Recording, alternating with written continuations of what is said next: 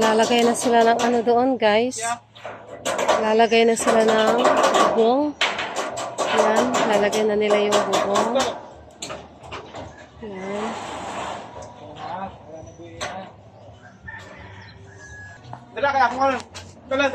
Yan, unti-unti. Maglalagay na sila ng... dahan-dahan. Lalagay na sila ng bubong. Ayun. May bubong na ang ating ano. Ang ating porch.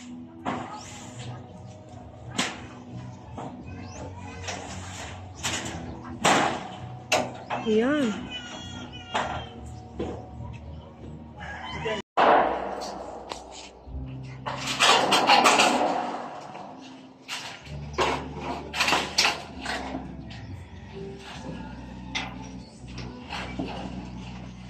Pagkakataon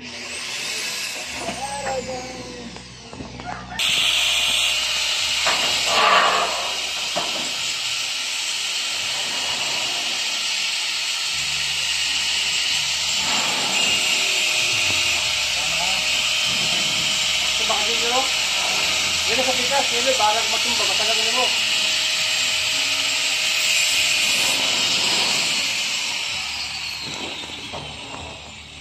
Ikaw lamang.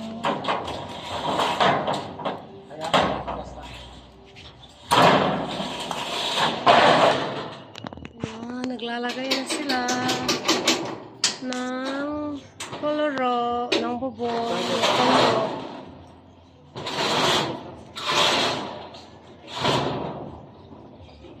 Ayun kita Antong. 6-1. Ano may gawas? 6-1. 6-1. Dampay. O, lagay na. Dampay. Ano ito sa kuya ito? Ay, nasa number. 6-4-1. Ano pag isa nigawa sa cube? No? Ilas cube.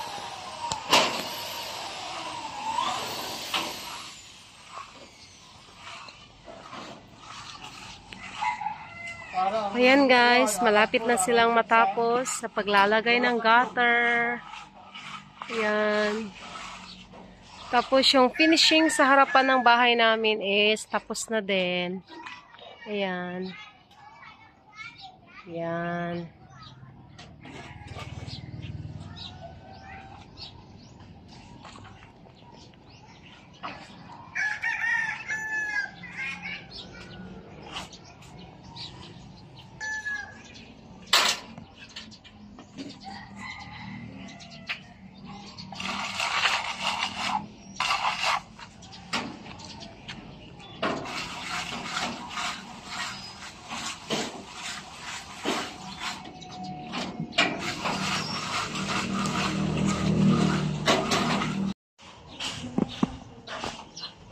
Hello guys.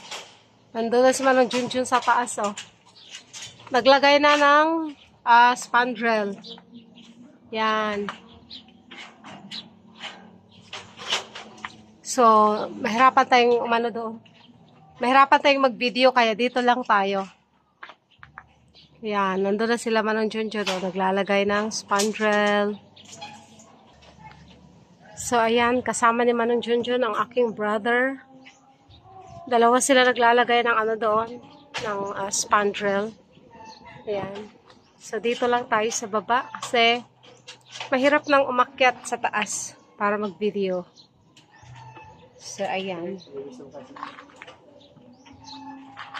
May lamit aktis siya. Iyong kamutat. Tapas. Amo man, kakwantong ha? Kahait?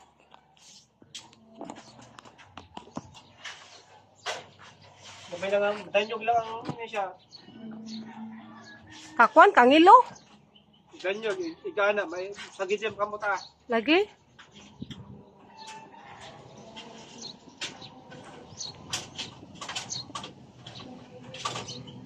So, ayan, ang aking brother ang tagabigay ng ano. Ang aking brother ang tagabigay ng spandrel sa taas.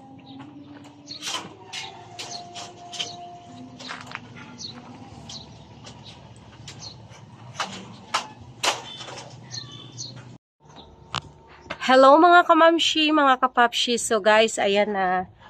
Nalagay na ni Manong Junjun ang ibang spandrel. So nice din pala siya, no? Akala ko ano siya yung color. Ganda rin pala siya. Bagay siya sa gray. Ayan. Nice siya.